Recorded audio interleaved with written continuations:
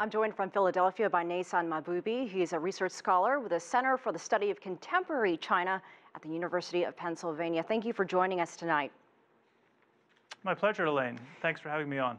Neysun, what do you make of the outcomes of this last dialogue? Basically, they're just really working together and cooperating on security.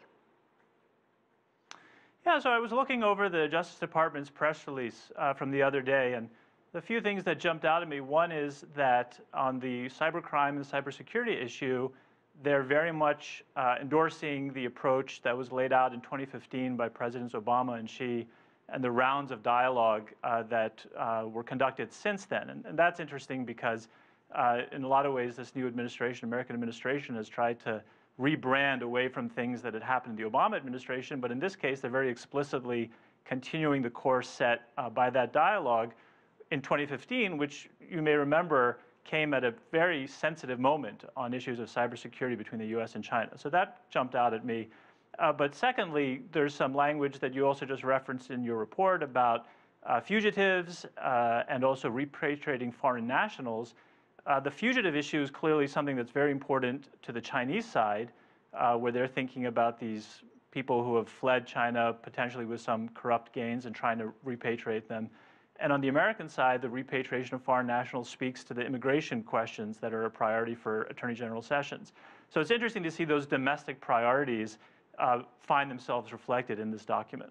But really, is it starting all over for both sides? Because we have this new administration in Washington that has seemed to really try to turn back everything that the previous one did. So the cybersecurity issue notwithstanding, what about some of the other key points that they agreed to? Right. So we'll put aside cybersecurity because as far as one can tell, it seems to be staying the course of what was set. But on the other issues, it'll be interesting to see if the US and China do more cooperation on sending back some of the types of people that China would like the US to send back. There's still no extradition treaty.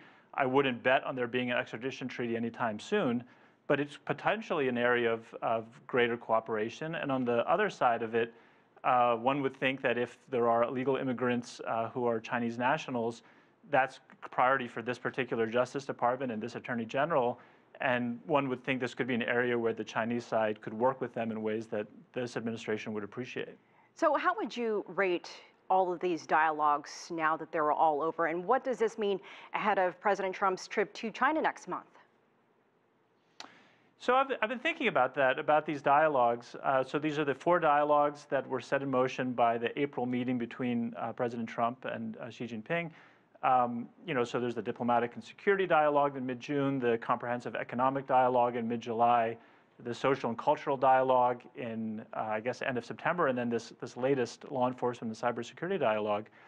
A couple of points. One, at an abstract level, sure, I mean, dialogue is a good thing. I think it's very easy to say that having these two countries, which have such a complex relationship with so many different facets to it, being in dialogue across these different agendas is a good thing.